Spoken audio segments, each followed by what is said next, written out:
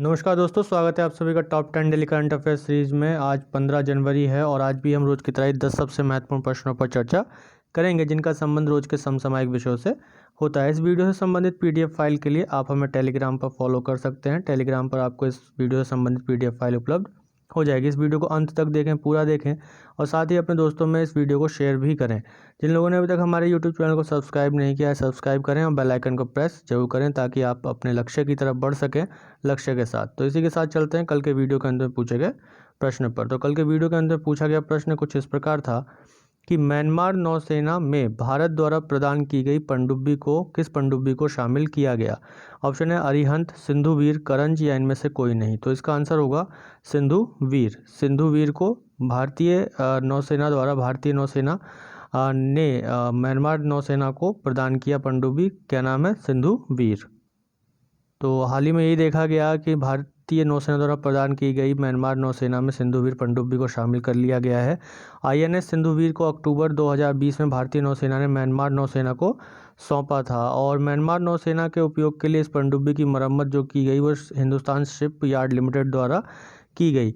यहीं देखा जाए तो भारतीय पनडुब्बी नौसेना या नौसेना में शामिल आईएनएस सिंधुवीर नाम से ये जानी जाती थी, जो 1988 से भारतीय नौसेना में कार्यरत थी। अब वर्तमान में म्यांमार की नौसेना में इसे यूएमएस मिनिए थिनिए खातू के नाम से जाना जाएगा। वहीं देखा जाए तो ये म्यांमार की पहली पनडुब्बी होगी और सिंधुवीर पनडुब्बी एक डीजल इलेक्ट्रिक पनडुब्बी है और यह किलो श्रेणी की पनडुब्बी है। वहीं एक दृष्टि यदि भारत म्यांमार संबंधों पर डालें तो भारत और म्यांमार के बीच सहयोग काफ़ी बढ़े हैं।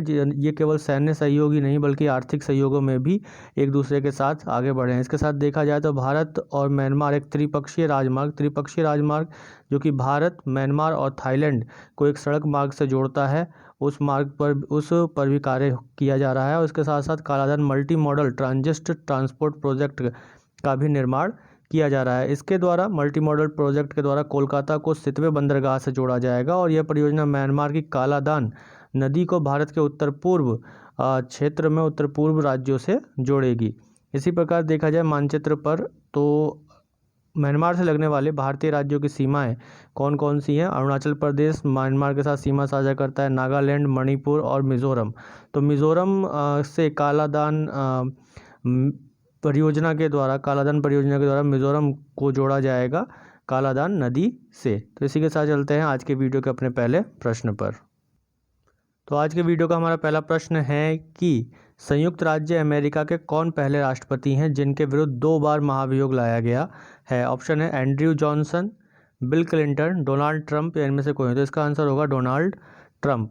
अभी हाल ही में अमेरिकी राष्ट्रपति डोनाल्ड ट्रंप पर अमेरिकी संसद द्वारा दूसरी बार महाभियोग लाया गया है और उन्हें अमेरिकी संसद की घेराबंदी के लिए विद्रोह को उकसाने के आरोप का सामना करना पड़ रहा है। इसी आरोप के आधार पर दूसरी बार इनके विरुद्ध महाभियोग लाया जा रहा है। इससे पहले जो महाभियोग लाया गया था वो अपनी सत्ता के दुरुपयोग करने और कांग्रेस के कार्यों में बाधा डालने के आरोप के आधार पर इससे पहले इनके ऊपर महाभियोग लाया गया था। कांग्रेस अमेरिका की संसद है।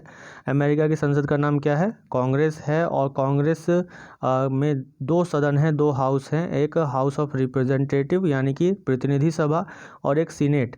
तो अभी प्रतिनिधि सभा में हाउस ऑफ रिप्रेजेंटेटिव में 232 वोट महाभियोग के पक्ष में पड़े हैं और इसके साथ महाभियोग का प्रस्ताव हाउस ऑफ रिप्रेजेंटेटिव में पास हो गया है और ये 2 बार महाभियोग का सामना करने वाले एकमात्र अमेरिकी राष्ट्रपति होंगे। इससे पहले देखा जाए तो 2 ऐसे राष्ट्रपति और रहे हैं जिनके विरुद्ध महाभियोग लाया गया है। तो इनको मिलाकर अमेरिका में केवल 3 राष्ट्रपति हैं जिनके विरुद्ध महाभियोग लाया गया। पहले राष्ट्रपति थे एंड्रयू जॉनसन जिनके विरुद्ध 1868 में महाभियोग लाया गया था और दूसरे रहे बिल क्लिंटन जिनके विरुद्ध 1998 में लाया गया था और डोनाल्ड ट्रंप के विरुद्ध पहली बार महाभियोग 2019 में लाया गया। अब फिर से 2021 में महाभियोग इनके विरुद्ध लाया गया है। तो ये एकमात्र ऐसे राष्ट्रपति रहे अमेरिका के जिनके विरुद्ध 2 बार लाया गया है।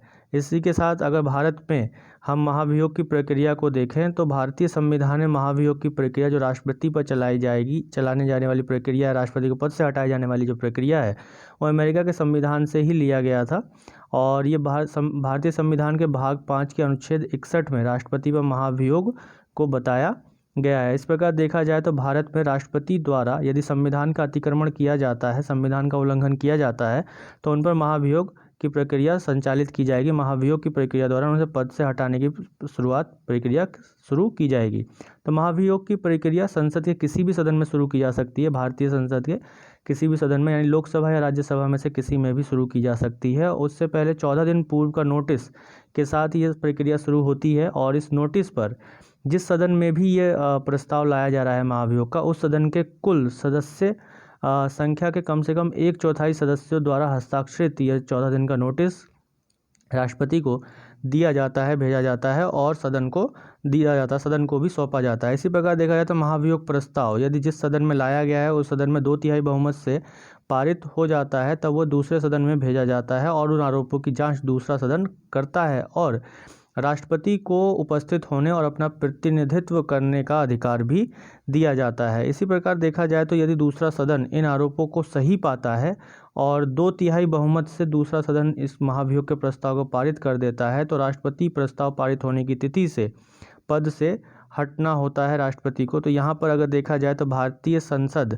में लोकसभा या राज्यसभा में से किसी में भी महाभियोग को लाया जा सकता है, और महाभियोग लाने के लिए 1/4 सदस्यों के हस्ताक्षर वाला नोटिस जारी किया जाना आवश्यक होता है। फिर उसके बाद जिस सदन में भी लाया गया है उस सदन में फिर वोटिंग होती है उस पर, और 2/3 बहुमत से वहाँ से पास होना आवश्यक है। फिर दूसरे सदन में भेजा जाता है जहाँ जाँच की जाती है, और जाँच के पश्चात यदि सही पाया जाता है आरोप, तो उन 2/3 बहुमत से पारित होने के बाद राष्ट्रपति को अपना पद तत्काल प्रभाव से छोड़ना होता है। और यह प्रस्ताव, महाभियोग का प्रस्ताव, उसी सत्र में पारित होना अनिवार्य है जिस सत्र में यह प्रस्ताव लाया गया है। किसी अगले सत्र के लिए महाभियोग के प्रस्ताव को बचाकर नहीं रखा जाता है। तो इस प्रकार देखा जाए तो महाभियोग की प्रक्रिया में संसद के सभी सदस्य भाग लेते हैं, और संसद एक अर्ध न्यायिक व्यवस्था की तरह कार्य करता है। संसद एक अर्ध न्यायिक संस्था के रूप में कार्य करता है महाभियोग की प्रक्रिया में। तो इसी प्रकार चलते हैं वीडियो के अपने अगले प्रश्न पर। अगला प्रश्न है कि भारत सरकार 83 तेजस फाइटर जेट खरीदने की मंजूरी प्रदान की है। भारत सरकार ने अभी 83 तेजस फाइटर जेट खरीदने की मंजूरी प्रदान की है। तेजस फाइटर जेट को किससे खरीदा जाएगा? तेजस फाइटर जेट को किससे खरीदा जाएगा? तो दोस्तों इस वीडियो पर भी हम 50 लाइक का टारगेट रखते हैं। आप लोगों के सहयोग से ज़रूर हमें इस वीडियो पर भी 50 लाइक मिलेंगे। इस वीडियो पर हमें 50 लाइक ज़रूर प्राप्त होंगे। तो ऑप्शन है हमारे इस प्रश्न के कि aerospace, British aircraft corporation, Boeing aircraft company और हिंदुस्तान एरोनॉटिक्स लिमिटेड। तो इसका आंसर होगा HAL, यानी कि हिंदुस्तान एरोनॉटिक्स लिमिटेड।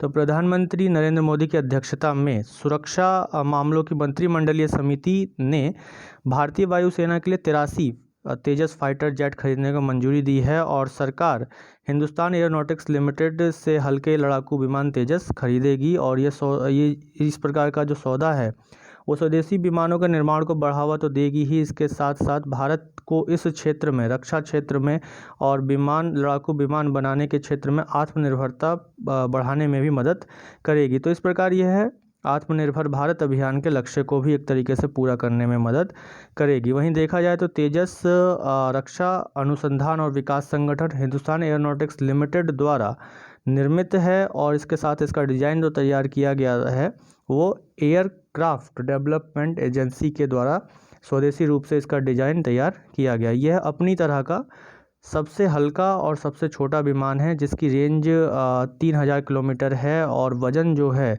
वो 6500 किलोग्राम इसका वज़न है। वहीं एक दृष्टि हिंदुस्तान एरोनॉटिक्स लिमिटेड पर डालें तो इसका गठन 1 अक्टूबर 1964 में हुआ था, और ये रक्षा मंत्रालय के अधीन कार्य करता है। इसका मुख्यालय भी वर्तमान में कहाँ है? बेंगलुरु में है। किसका? हिंदुस्तान एरोनॉटिक्स लिमिटेड का मुख्यालय बेंगलुरु में स्थित है। वहीं रक्षा अनुसंधान और विकास संगठन को देखें तो इसकी स्थापना 1958 में की गई थी, जिसका मुख्यालय नई दिल्ली के DRDO भवन में स्थित है। ये भारत सरकार की एक एजेंसी है जो रक्षा मंत्रालय के तहत कार्य करती है। इसके चेयरमैन अभी वर्तमान में कौन है? G सतीश रेड्डी हैं, और ये सैन्य अनुसंधान और विकास से संबंधित कार्य करती है। और DRDO का आदर्श वाक्य क्या है? वलस्य मूलः विज्ञानम, वलस्य मूलः विज्ञान इसका आदर्श वाक्य है। इसी के साथ चलते हैं वीडियो के अपने अगले प्रश्न पर। तो अगला प्रश्न कुछ इस प्रकार है कि हाल ही में पद्मश्री पुरस्कार से सम्मानित किस सामाजिक कार्यकर्ता का निधन हो गया? ऑप्शन है डी प्रकाश राव, कृष्ण आर अय्यर, राजेंद्र सिंह या इनमें से कोई नहीं। तो इसका आंसर होगा डी प्रकाश राव। डी प्रकाश राव पद्मश्री से सम्मानित प्रसिद्ध सामाजिक कार्यकर्ता थे और जिनकी 63 वर्ष की आयु में मृत्यु हो गई है, निधन हो गया है। और ये इन्हें जो है झुग्गी के बच्चों और अनाथ बच्चों की शिक्षा के क्षेत्र में काम करने के लिए याद किया जाता है। ये ओडिशा राज्य से आते हैं। 2019 में इन्हें पद्म श्री पुरस्कार से सम्मानित किया गया था 2019 में। इसी प्रकार देखा जाए तो पद्म पुरस्कारों की शुरुआत या इस प्रकार के पुरस्कारों की शुरुआत 1954 में की गई थी। ये एक नागरिक पुरस्कार हैं और उस समय जब इसे 1954 में शुरू किया गया था तब इनके नाम थे पहला वर्ग, दूसरा वर्ग और तीसरा वर्ग के रूप में इन्हें कहा जाता था। बाद में इन पुरस्कारों का नाम बदलकर पद्म विभूषण, पद्म भूषण और पद्मश्री कर दिया गया। यानी कि पद्म विभूषण पहला वर्ग, पद्म भूषण दूसरा वर्ग और पद्मश्री तीसरा वर्ग कर दिया गया। तो इसी के साथ चलते हैं अगले प्रश्न पर। अगला प्रश्न है कि उत्तरायण किस राज्य का फसल त्यौहार है? उत्तरायण किस राज्य का फसल त्यौहार है? ऑप्शन है पश्चिम बंगाल, गुजरात, तमिलनाडु, जम्मू कश्मीर। तो इसका आंसर होगा गुजरात।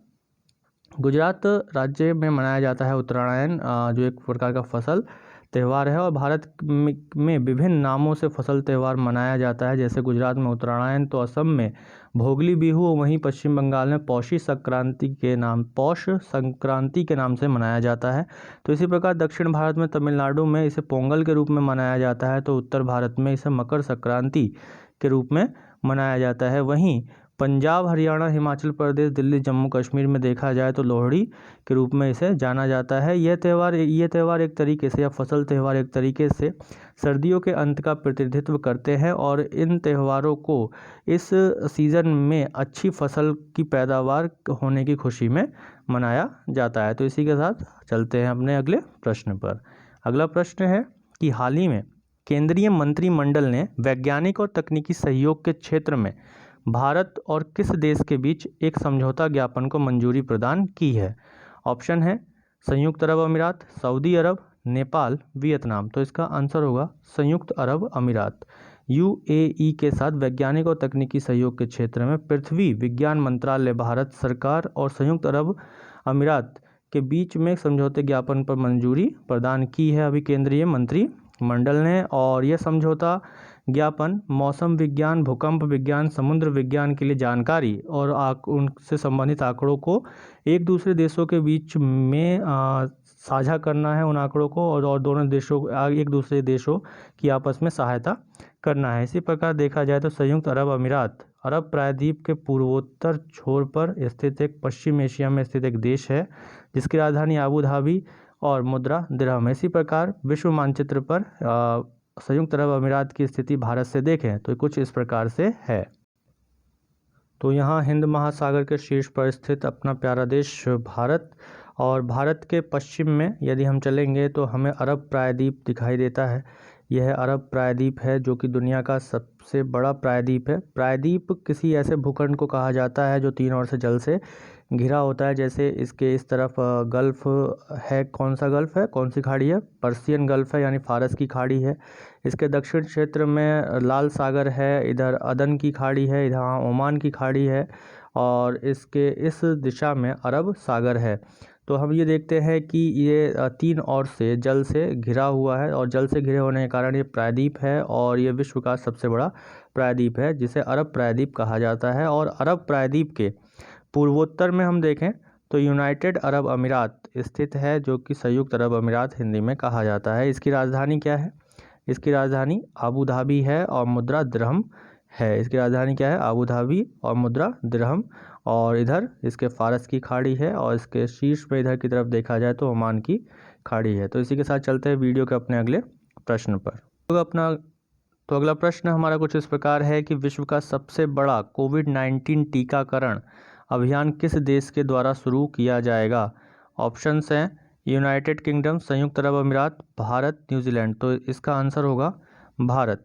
भारत के द्वारा 16 जनवरी 2021 को दुनिया का सबसे बड़ा कोविड-19 टीकाकरण अभियान शुरू होगा और इस अभियान को प्रधानमंत्री नरेंद्र मोदी द्वारा लॉन्च किया जाएगा। और इस अभियान के लिए देश के विभिन्न हिस्सों में कोविशील्ड और कोवैक्सीन नामक कोविड-19 वैक्सीन को पहुंचाया गया है। कोविशील्ड वैक्सीन भारत में पहली वैक्सीन है जिसको मंजूरी दी गई थी और ये ऑक्सफोर्ड और एस्ट्राजेनेका कंपनी द्वारा निर्मित है। वहीं कोवैक्सीन भारतीय स्वदेशी वैक्सीन है जो भारत बायोटेक द्वारा बनाई गई है। वहीं कोविशील्ड का उत्पादन बड़े पैमाने पर सीरम इंस्टीट्यूट द्वारा किया जाएगा जो कि दुनिया की सबसे बड़ी वैक्सीन निर्माता कंपनी है। इसी के साथ चलते हैं वीडियो के अपने अगले प्रश्न पर। तो अगला प्रश्न कुछ इस प्रकार है कि नीति आयोग ने किसके साथ महिला उद्यमिता प्लेटफॉर्म लॉन्च किया है?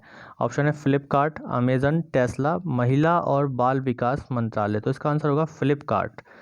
फ्लिपकार्ट के साथ मिलकर नीति आयोग ने एक महिला उद्यमिता प्लेटफॉर्म को लॉन्च किया है और ये महिला उद्यमिता प्लेटफॉर्म यानी कि वुमेन एंटरप्रेन्योरशिप प्लेटफॉर्म एक एकीकृत एक्सेस पोर्टल है जो भारत के विभिन्न स्थानों में रहने वाली महिलाओं को उनकी कार्य क्षमता या उद्यमशीलता की आकांक्षाओं को साकार करने के लिए एक साथ उन सभी को एक प्लेटफॉर्म पर लेकर आता है। इसी प्रकार इस प्लेटफॉर्म का जो विचार है वो नीति आयोग के सीईओ अमिताभ कांत के द्वारा लाया गया था, जिन्होंने 2017 में हैदराबाद में महिलाओं के लिए समृद्धि सभी के लिए समृद्धि विषय पर आधारित एक विषय पर आयोजित 8वीं वैश्विक उद्यमिता शिखर सम्मेलन के समापन पर नीति आयोग में एक महिला उद्यमिता मंच की स्थापना की घोषणा की थी। तो 8वें वैश्विक उद्यमिता शिखर सम्मेलन में 2017 में जो आयोजित किया गया था, कहाँ पर? हैदराबाद में। वहाँ पर महिलाओं के लिए समृद्धि सभी के लिए समृद्धि विषय पर आयोजित इस शिखर सम्मेलन में इस उद्यमिता मंच की घोषणा की थी। किसके द्वारा घोषणा की गई थी? ये अमिताभ कांत जो सीईओ हैं किसके? नीति आयोग के। उसी प्रकार देखा जाए तो नीति आयोग की स्थापना 1 जनवरी 2015 को योजना आयोग के स्थान पर की गई थी, यानी कि national institution of transforming India की स्थापना योजना आयोग के स्थान पर की गई थी, जो कि भारत में 65 वर्ष पुरानी एक संस्था थी। इसी प्रकार देखा जाए तो नीति आयोग एक सलाहकार थिंक टैंक के रूप में कार्य करती है। सलाहकार थिंक टैंक के रूप में कार्य करती है, यानी कि सलाह देना इसका कार्य है और ये सहकारी संघवाद की भावना पर कार्य करती है क्योंकि ये राज्यों के समान भागीदारी को सुनिश्चित करती है। वहीं इसकी अध्यक्षता प्रधानमंत्री द्वारा की जाती है और प्रधानमंत्री द्वारा नियुक्त सचिवों को सीईओ कहा जाता है और इसके उपाध्यक्ष कौन है वर्तमान में? राजीव कुमार और अमिताभ कांत इसके सीईओ है। वहीं फ्लिपकार्ट एक भारत की एक ई कॉमर्स कंपनी है और जिसका मुख्यालय बेंगलुरु में स्थित है और इसकी स्थापना 2007 में की गई थी। वर्तमान में फ्लिपकार्ट के सीईओ कौन है? कल्याण कृष्ण मूर्ति। तो इसी के साथ चलते हैं अगले प्रश्न पर। तो अगला प्रश्न है कि पहली रेड रिबन प्रतियोगिता का आयोजन किसने किया? पहली रेड रिबन प्रतियोगिता का आयोजन किसने किया? ऑप्शन है विश्व स्वास्थ्य संगठन, राष्ट्रीय एड्स नियंत्रण संगठन, राष्ट्रीय कैडेट कोर या इनमें से कोई नहीं। तो इसका आंसर होगा राष्ट्रीय एड्स नियंत्रण संगठन। तो राष्ट्रीय एड्स नियंत्रण संगठन ने अपनी पहली रेड रिबन क्लब क्विज प्रतियोगिता का आयोजन किया है और ये राष्ट्रीय एड्स नियंत्रण संगठन की स्थापना 1992 में स्वास्थ्य मंत्रालय के एक प्रभाग के रूप में की गई थी, जिसका मुख्यालय कहाँ है? दिल्ली में स्थित है। तो अगले प्रश्न पर चलते हैं। अगला प्रश्न है कि सशस्त्र बल भूतपूर्व सैनिक दिवस मनाया जाता है 14 जनवरी, 15 जनवरी, 16 जनवरी या 17 जनवरी। तो इसका आंसर होगा 14 जनवरी को। तो प्रतिवर्ष 14 जनवरी को सशस्त्र बल भूतपूर्व सैनिक दिवस आर्म फोर्स्ड वेटरन्स डे मनाया जाता है और इस दिवस को 2017 से मनाया जा रहा है। इससे पहले इस दिवस को युद्ध विराम दिवस कहा जाता था। क्या कहा जाता था? युद्ध विराम दिवस कहा जाता था। और कब से मनाया जा रहा है? ये 2017 से मनाया जा रहा है और प्रतिवर्ष 14 जनवरी को सशस्त्र बल भूतपूर्व सैनिक दिवस मनाने का जो कारण है वो ये है कि इसी दिन भारतीय सशस्त्र बल के पहले commander in chief field marshal KM Cariappa सेवानिवृत्त हुए थे, रिटायर हुए थे। इसी प्रकार देखा जाए तो थल सेना दिवस भी मनाया जाता है 15 जनवरी को। 15 जनवरी को थल सेना दिवस के रूप में मनाया जाता है क्योंकि इस अवसर पर देश की रक्षा में कार्यरत शहीद बहादुर जवानों के योगदान के प्रति सम्मान को व्यक्त किया जाता है। और 15 जनवरी को थल सेना दिवस मनाने का कारण ये है कि फील्ड मार्शल KC करियप्पा ने 15 जनवरी 1949 को जनरल सर फ्रांसिस बूचर, जो कि भारत के अंतिम ब्रिटिश कमांडर इन चीफ थे, उनसे भारतीय सेना के पहले कमांडर इन चीफ का कार्यभार ग्रहण किया था। तो भारतीय सेना के पहले कमांडर इन चीफ कौन बने थे? केसी करियप्पा बने थे। और इसी के कारण 15 जनवरी को थल सेना दिवस मनाया जाता है। यदि देखा जाए तो थल सेना की स्थापना ब्रिटिश ईस्ट इंडिया कंपनी द्वारा 1976 में की गई थी। तो इसी के साथ चलते हैं वीडियो के अपने अगले प्रश्न पर। तो अगला प्रश्न है कि भारत के पहले फायर पार्क का उद्घाटन कहाँ किया गया? ऑप्शन है पटना, भुवनेश्वर, लखनऊ, भोपाल। तो इसका आंसर होगा भुवनेश्वर। ओडिशा की राजधानी भुवनेश्वर में ओडिशा के मुख्यमंत्री नवीन पटनायक ने सभी लोगों, विशेषकर छात्रों में प्राथमिक अग्नि सुरक्षा तरीकों की जागरूकता लाने के लिए और उन्हें शिक्षित करने के लिए अपनी तरह का भारत का पहला फायर पार्क का उद्घाटन किया है। और यह फायर पार्क कहाँ है? भुवनेश्वर, ओडिशा में है। फायर एंड डिजास्टर एकेडमी परिसर में, ओडिशा के फायर एंड डिजास्टर एकेडमी परिसर के अंतर्गत इसे स्थापित किया गया है।